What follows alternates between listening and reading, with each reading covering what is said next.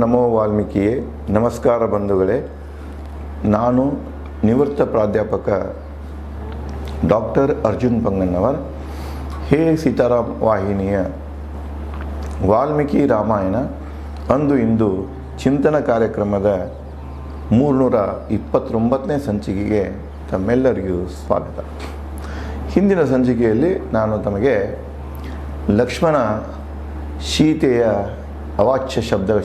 ಅವಾಚ್ಯ ಶಬ್ದಗಳನ್ನು ಕೇಳಿ ಬಹಳ ದುಃಖ ಪಡ್ತಾನೆ ಮತ್ತು ಅವಳ ಒಂದು ಮಾತುಗಳಿಗೆ ಮಣಿದು ಲಕ್ಷ್ಮಣ ರಾಮನನ್ನು ಹುಡುಕಲು ಹೊರಡಲಿಕ್ಕೆ ಸಿದ್ಧನಾಗ್ತಾನೆ. ಆದರೆ ಹೂವು ಎಳೆದಾಗ ಅವನು ಹೇಳ್ತಾನೆ, ನಾನು ಬಿಟ್ಟು ಹೊಂಟೇನೆ, ನೀನು ಗುಡಿಸಲಲ್ಲಿ ಇದೆಯಾ, ಅದಕ್ಕೆ ನಿನ್ನ ರಕ್ಷಣೆ ಈ ವನ್ಯಜೀವಿಗಳೇ ಮಾಡಲಿ, ಅವಾಗ ವನ್ಯಜೀವಿಗಳಲ್ಲಿ ಮತ್ತು ಪ್ರಕೃತಿಯಲ್ಲಿ ಅವನು ಬೇಡಿಕೊಳ್ತಾನೆ. ಈ ಸೀತೆಯ ರಕ್ಷಣೆ ನಿಮ್ಮ ಜವಾಬ್ದಾರಿ ಕೊಟ್ಟೇನೆ, ನೀವೇ ಸೀತೆಯನ್ನು ರಕ್ಷಿಸಬೇಕಂತ ಹೇಳಿ ಅವನು ರಾಮನನ್ನು ಹುಡುಕಲಿಕ್ಕೆ ಮುಂದಿನ ಅರಣ್ಯವನ್ನು ರಾಮ ಯಾವ ಕಡೆ ಹೋಗಿದ್ದಿಲ್ಲ, ಯಾವ ಅರಣ್ಯವನ್ನು ಪ್ರವೇಶಿಸಿದ್ದ ಆ ಅರಣ್ಯವನ್ನು ಪ್ರವೇಶಿಸ್ತಾನೆ. ಇನ್ನು ಮುಂದುವರೆದು, ಸೀತೆಯ ಹೀನ ಶಬ್ದಗಳಿಂದ ಕ್ರೋಧಿತ ಲಕ್ಷ್ಮಣ ರಾಮನ ಕಾಣುವ ತವಕದಲ್ಲಿ ಅರಣ್ಯ ಪ್ರವೇಶಿಸಿದ. ಒಂದು ಕಡೆಗೆ ದುಃಖವಾಗಿತ್ತು, ಸಿಟ್ಟು ಹೊರಗದಿತ್ತು, ಹೇಗರೆ ಮಾಡಿ ನನ್ನನ್ನು ನಾನು ಭೇಟಿಯಾಗಬೇಕು ಅನ್ನೋ ಒಂದು ಉತ್ಸುಕತೆಯಲ್ಲಿ ಒಂದು ತವಕದಲ್ಲಿ ಅವನ ಅರಣ್ಯವನ್ನು ಪ್ರವೇಶ ಮಾಡ್ತಾನೆ. ಇದೇ ಸಮಯ ಕಾಯುತ್ತಿದ್ದ ರಾವಣ. ನೋಡ್ರಿ, ದುಷ್ಟರೆಲ್ಲ ಪಂಚ ಹಾಕೊಂಡೇ ಕೂತಿರ್ತಾರೆ. ಯಾಕಂದರೆ ಏನೆಲ್ಲ ರಾವಣನ ಯೋಜನೆ ಅಂತ ಆಗ್ತಿರ್ತದೆ. ಇದು ರಾವಣನ ಯೋಜನೆ ಯಶಸ್ವಿ ಆಯ್ತು ಇಲ್ಲಿ. ಯಾಕಂದರೆ ಮಾರೀಚ ರಾವಣ ಹೇಳಿದ ಪ್ರಕಾರ ಅಲ್ಲೇ ಮಾಡಿದ, ರಾಮನಂತೆ ಕೂಗಿದ. ಸೀತೆ ಮನ ಅಸ್ಥಿರಗೊಂಡು ಆಕೆ ಲಕ್ಷ್ಮಣನ ಮೇಲೆ ಒತ್ತಡವನ್ನು ತರ್ತಾಳೆ. ಲಕ್ಷ್ಮಣ ಸೀತೆಯ ಮಾತುಗಳಿಗೆ ಮಣಿದು ರಾಮನ ಹುಡುಕಲಿಕ್ಕೆ ಹೋಗಿಬಿಡ್ತಾನೆ. ಇಲ್ಲಿ ಗುಡಿಸಲ್ದಾಗ ಸೀತೆ ಒಬ್ಬಳೇ ಇದ್ದದ್ದು ರಾವಣನಿಗೆ ಗೊತ್ತಾಗ್ತಿದೆ. ಇದೇ ಸಮಯವನ್ನು ರಾವಣ ಕಾಯ್ತಾ ನಿಂತಿದ್ದ. ಸನ್ಯಾಸಿ ವೇಷದಲ್ಲಿ ಸೀತೆಯತ್ತ ನಡೆದ. ಇನ್ನು ಹೋಗಬೇಕಲ್ಲ, ಸೀತೆ ಒಬ್ಬಾಕಿ ಆಳು, ಇನ್ನು ಆಕೆ ಕಡೆ ಹೋಗಬೇಕಾದ್ರೆ ಇವನೇನು ಮಾಡ್ತಾನೆ, ಒಂದು ಸನ್ಯಾಸಿ ವೇಷ ಹಾಕ್ಕೊಂಡು ಅವಳ ಗುಡಿಸಲ್ದತ್ತ ಹೋಗ್ತಾನೆ. ಎಂಥ ಸನ್ಯಾಸಿ ವೇಷ ಹಾಕಿದ್ದಂದ್ರೆ ಕೇಸರಿ ಉಡುಪು. ಇವತ್ತು ಅದೇ ಇದೆ ನೋಡಿ, ಸನ್ಯಾಸಿಗಳು ಹಾಕೋದಂದ್ರೆ ಕೇಸರಿ, ತ್ಯಾಗಿಗಳು ಹಾಕೋದು, ಅದು ಭೋಗಿಗಳು ಹಾಕೋದಲ್ಲ, ಸೋಗಿಗಳು ಹಾಕುವುದಲ್ಲ, ಜನರನ್ನು ದೋಷಲಿಕ್ಕೆ ಹಾಕುವಂಥದ್ದು ಕೇಸರಿ ಬಣ್ಣ ಅಲ್ಲ. ಅವನು ಕೂಡ ಏನು ಮಾಡ್ತಾನೆಂದರೆ ಆ ಕೇಸರಿ ಬಣ್ಣದ ಕಾವಿ ಬಣ್ಣದ ದುರುಪಯೋಗ ಮಾಡ್ಕೊಳ್ತಾನೆ. ಯಾರಂದರೆ ರಾವಣ. ನೋಡ್ರಿ, ಕಾವಿ ಬಣ್ಣದ ದುರುಪಯೋಗ ಈಗ ಅಷ್ಟೇ ಅಲ್ಲ, ಹಿಂದೂ ಕೂಡ ಆಗಿತ್ತು. ಅವನು ಕೂಡ ರಾವಣ ಮೋಸ ಮಾಡೋ ಸಲುವಾಗಿ ಆ ಸನ್ಯಾಸಿ ರೂಪವನ್ನೇ ತೊಗೊಂಡು ಬರ್ತಾನೆ. ಕೇಸರಿ ಉಡುಪನ್ನು ಹಾಕೊಂಡು ಬರ್ತಾನೆ. ಕೇಸರಿ ಉಡುಪು, ಜಟಾಧಾರಿ, ಒಂದು ಕೈಯಲ್ಲಿ ಕಮಂಡಲ, ಇನ್ನೊಂದು ಕೈಯಲ್ಲಿ ಛತ್ರಿ, ಶ್ರೀಗಂಧದ ಪಾದುಕೆಯ ಸನ್ಯಾಸಿ ರಾವಣ ಈ ರೀತಿಯಾಗಿ ಒಂದು ಉಡುಪಿನಲ್ಲಿ ಬಂದು ಬಿಡ್ತಾನೆ. ಕೇಸರಿ ಬೆಟ್ಟ ಹಾಕಿರ್ತಾನೆ, ಉಡುಪು ಧರಿಸಿರ್ತಾನೆ, ಜಟ ಧರಿಸಿರ್ತಾನೆ, ಕೈಯಲ್ಲಿ ಕಮಂಡಲ ಹಿಡಿದಿರ್ತಾನೆ, ಇನ್ನೊಂದು ಕೈಯಾಗಿ ಛತ್ರಿ ಹಿಡಿದಿರ್ತಾನೆ, ಮತ್ತು ಗಂಧದ ಕಟ್ಟಿಗೆಯಿಂದ ತಯಾರಾದಂಥ ಪಾದುಕೆಗಳಿರ್ತಾವ, ಅದು ತೊಟ್ಕೊಂಡು ರಾವಣ ಬರ್ತಾನೆ. ರಾಮ ಲಕ್ಷ್ಮಣ ಸಹೋದರ ಅನುಸ್ಥಿತಿಯ ವೈದೇಹಿ ಆಶ್ರಮಕ್ಕೆ ಸನ್ಯಾಸಿ ರಾವಣ ಬಂದ. ಅಲ್ಲಿ ರಾಮೂ ಇಲ್ಲ, ಲಕ್ಷ್ಮಣೂ ಇಲ್ಲ, ಇಬ್ಬರೂ ಇಲ್ಲದಂತಹ ಸ್ಥಳ ಸೀತೆಯ ಗುಡಿಸಲಿಗೆ ರಾವಣ ಬಂದ. ಚಂದ್ರ ದೂರ ಸರಿದಾಗ ಕೆಟ್ಟ ಗ್ರಹಗಳು ರೋಹಿಣಿಯನ್ನು ನೋಡಿದಂತೆ ರಾವಣ ನೋಡಿದ ಯುವ ಸೀತೆಯನ್ನು. ಮತ್ತು ಇಲ್ಲಿ ಖಗೋಳ ಶಾಸ್ತ್ರಗಳನ್ನು ಜೋಡಿಸ್ತಾರೆ. ಯಾವ ರೀತಿ ಚಂದ್ರ ದೂರ ಸರಿದಾಗ, ಚಂದ್ರ ಈ ರೋಹಿಣಿ ನಕ್ಷತ್ರದಿಂದ ಯಾವಾಗ ದೂರ ಸರಿತಾನಲ್ಲ, ಆವಾಗ ಈ ಕೆಟ್ಟ ಗ್ರಹಗಳೆಲ್ಲ ಆ ಕಡೆಗೆ ನೋಡಕ್ಕೆ ಹಿಡಿತಿರ್ತಾವ. ಇದು ಆಕಾಶದಲ್ಲಿ ನಡೆಯುವಂಥ ವಿಸ್ಮಯಗಳು. ಸೊ ಅದಕ್ಕೆ ಇಲ್ಲಿ ಹೋಲಿಕೆ ಅಂತ ನೋಡೋದಿಲ್ಲ. ಅಲಂಕಾರದ ಯಾವ ರೀತಿಯಾಗಿ ವಾಲ್ಮೀಕಿಯವರು ಇದನ್ನು ಉಪಮೆಗಳನ್ನು ಬಳಸ್ಯಾರ.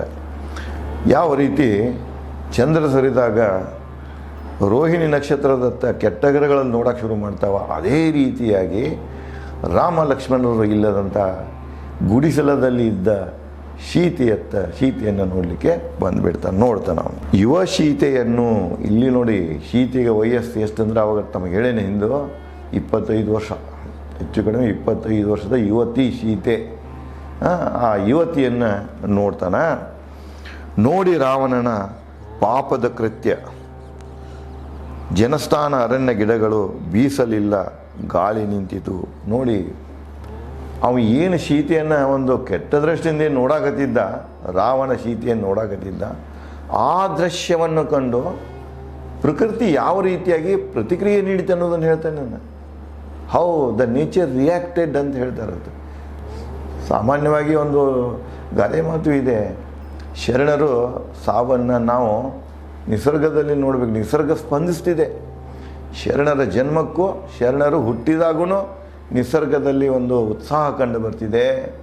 ಶರಣರು ದೇಹ ತ್ಯಾಗ ಮಾಡಿದಾಗ ನಿಸರ್ಗದಲ್ಲಿ ಒಂದು ದುಃಖ ಆವರಿಸಿದ್ದ ವಾತಾವರಣ ಕಂಡು ಬರ್ತಿದೆ. ಅಂದರೆ ನಾವು ಗಾಂಧಿಯವರು ಹೇಳಿದಂಗೆ we are nothing but the product of the nature. ನಿಸರ್ಗದನ ನಾವು ಉತ್ಪನ್ನ, ನಿಸರ್ಗದಿಂದ ತಯಾರಂತ ನಿಸರ್ಗದ ಮಕ್ಕಳೇ ನಾವು. ಅದಕ್ಕೆ ನಮ್ಮಲ್ಲಿ ಆಗುವಂಥ ಭೇದಗಳ ವ್ಯತ್ಯಾಸಗಳನ್ನು ನೋಡಿ ಕೆಲವೊಂದು ಸಲ ನಿಸರ್ಗವೂ ಕೂಡ ಸ್ಪಂದಿಸುತ್ತದೆ. ಇಲ್ಲಿ ಸೀತೆಯ ಅಸಹಾಯಕತೆಯನ್ನು ನೋಡಿ, ರಾವಣನ ಕುತಂತ್ರದ ಕಣ್ಣುಗಳನ್ನು ನೋಟವನ್ನು ನೋಡಿ ಪ್ರಕೃತಿಯೆಲ್ಲ ಎಲ್ಲಿದ್ದಂಥ ಎಲ್ಲ ಜೀವರಾಶಿಗಳು ಕೂಡ ಈ ರೀತಿಯಾಗಿ ಸ್ಪಂದಿಸ್ತಾವ, ಪ್ರತಿಕ್ರಿಯೆಯನ್ನು ನೀಡ್ತಾವ. ಅದನ್ನು ವಾಲ್ಮೀಕಿಯವರು ಹೀಗೆ ಬರೀತಾರೆ, ಜನಸ್ಥಾನದ ಅರಣ್ಯ ಗಿಡಗಳು ಬೀಸಲಿಲ್ಲ, ಸ್ತಬ್ಧವಾಗಿ ನಿಂತುಬಿಟ್ಟು ಒಂದು ಟೊಂಗಿ ಒಂದು ಎಲೀಶೆ ಅಲಗಾಡಲಿಲ್ಲ. ಗಾಳಿ ನಿಂತಿತ್ತು, ಗಾಳಿ ಬೀಸಲಿಲ್ಲ. ಹೆದರಿ ಗೋದಾವರಿ ಗತಿ ಹೆಚ್ಚಿಸಿಕೊಂಡಳು.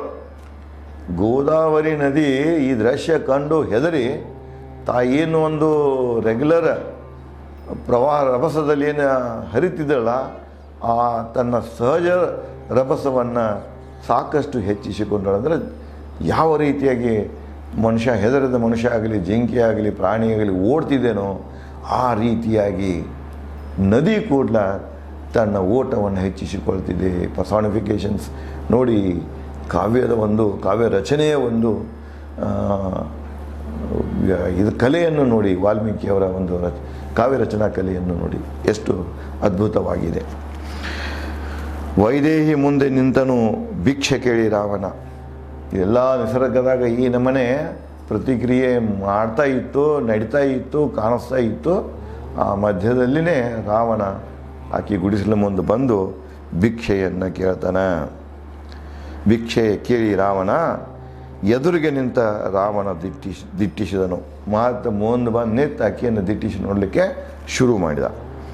ಸೀತೆಯ ತುಟಿ ದಂತಗಳನ್ನು ಆಕೆ ಮುಂದೆ ನೋಡಿ ಆಕೆ ಸೌಂದರ್ಯಕ್ಕೆ ಸೋತು ಹೋಗ್ತಾನೆ ಅವನ. ಇಲ್ಲಿ ನೋಡಿ, ರಾವಣ ಸೀತೆಯ ಸೌಂದರ್ಯವನ್ನು ಯಾಕೆ ಕಂಡ ಅನ್ನೋದನ್ನು ಹೇಳ್ತಾರೆ.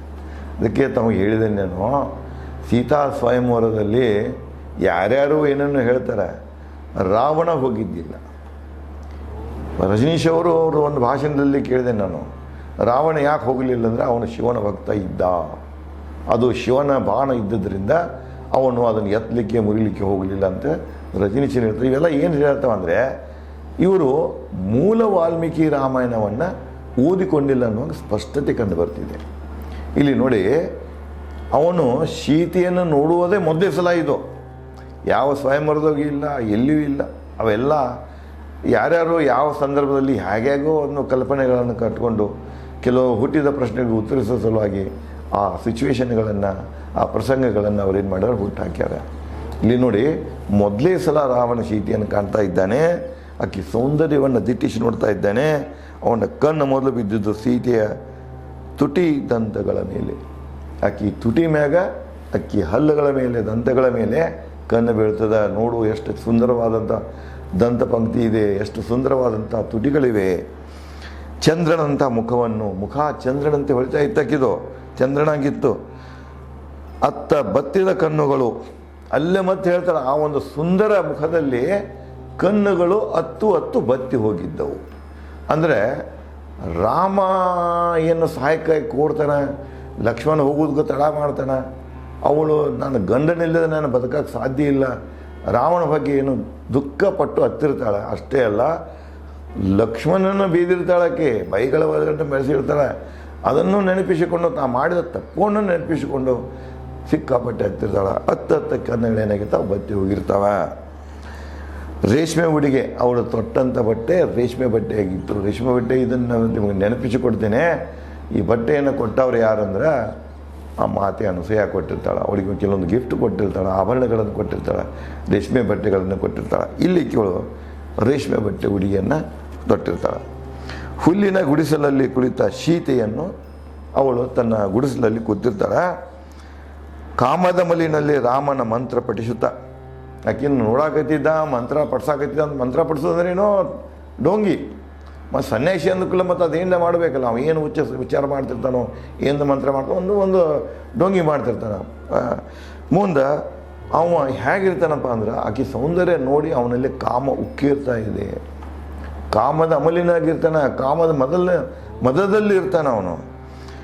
ಭಿಕ್ಷೆ ಕೇಳುತ್ತಾ ಸೀತೆ ಮುಂದೆ ಹೋದ, ನುಡಿದ.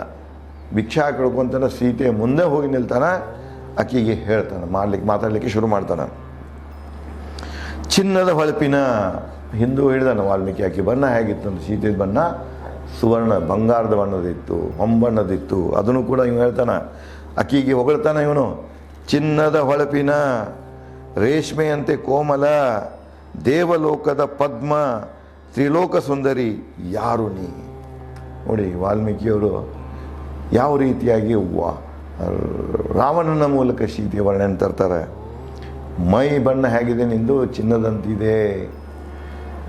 ರೇಷ್ಮೆ ಅಂತ ಕೋಮಲ ಕೂದಲುಗಳಿವೆ. ನೀನು ಕೂದಲಷ್ಟೇ ಅಲ್ಲ, ನಿನ್ನ ಶರೀರ ಸಹಿತ ರೇಷ್ಮೆಗತೆ ಕೋಮಲ.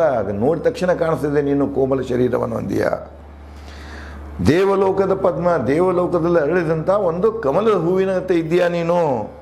ತ್ರಿಲೋಕ ಸುಂದರಿ, 3 ಲೋಕದಲ್ಲಿ ನಿನ್ನಷ್ಟು ಸುಂದರಿ ಯಾರೂ ಇಲ್ಲ, ನಿನ್ನಷ್ಟು ಚೆಲುವೆ ಯಾರೂ ಇಲ್ಲ. ಓ ಚೆಲುವೆ, ಯಾರು ನೀನು ಅಂಥೇಳಿ ರಾವಣ ಸೀತೆಯ ಮುಂದೆ ಭಿಕ್ಷೆ ಕೇಳುತ್ತಾ ಅವಳ ವರ್ಣನೆಯನ್ನು ಮಾಡ್ತಾನೆ. ವರ್ಣನೆ ಯಾಕೆ ಮಾಡ್ತಾರಂದ್ರೆ, ಸ್ತ್ರೀ ವರ್ಣನೆ ಯಾಕೆ ಮಾಡ್ತಾರಂದ್ರೆ, ಪುರುಷ ಸ್ತ್ರೀಯ ಒಂದು ದೌರ್ಬಲ್ಯವನ್ನು ಕಂಡಿರ್ತಾನೆ. ಹೆಣ್ಣನ್ನು ಎಷ್ಟು ಹೊಗಳ್ತೀರಿ ಅಷ್ಟು ಆ ಹೆಣ್ಣು ಇವರ ನಿಯಂತ್ರಣದಲ್ಲಿ ಬರ್ತಿದೆ. ಹೆಣ್ಣನ್ನು ಒಲಿಸ್ಕೊಳ್ಬೇಕಾಗಿದ್ದರೆ ಅದನ್ನೇನು ಮಾಡಬೇಕು, ಹೊಗಳಬೇಕು. ಇದನ್ನೇ ಶೇಕ್ಸ್ಪಿಯರ್ ಕೂಡ ತನ್ನ ಒಂದು ನಾಟಕ ಬರ್ತಿದೆ ಹ್ಯಾಮ್ಲೆಟ್ ಅಂತೇಳಿ, ಅಲ್ಲಿಯೂ ಕೂಡ ಹೀರೋ ಏನು ಮಾಡ್ತಿರ್ತಾನೆ, ಹೀರೋಯಿನನ್ನು ಹೊಗಳ್ತಿರ್ತಾನೆ. ನೋಡು, ನೀನು ಗುಲಾಬಿ ಹೂವಿನಂತಿದ್ದೀಯಾ, ನಿನ್ನು ಹೀಗಿದೆ ಹಾಗಿದೆ ನಿನ್ನಂತ ಏನು ಆ ಹೊಗಳಿಕೆಗೆ ಏನಾಗ್ತಾರೆ, ಹೆಣ್ಣು ಮರಳಾಗ್ತಿದೆ. ಇದು ಹಿಂದಿನ ಕಾಲದಿಂದ ಗೊತ್ತಿದೆ. ಹೆಣ್ಣನ್ನು ಹೆಚ್ಚು ಹೊಗಳುವುದರಿಂದ ಅದು ಮರಳಾಗ್ತಿದೆ ಅನ್ನುವಂಥ ಒಂದು ಪರಿಪಾಠ ಏನಿದೆ, ಒಂದು ತತ್ವ ಏನು ಬಂದಿದೆ, ಒಂದು ಗಾದೆ ಮಾತು ಏನು ಬಂದಿದೆ, ಅದು ತ್ರೇತಾಯುಗದಲ್ಲಿತ್ತು.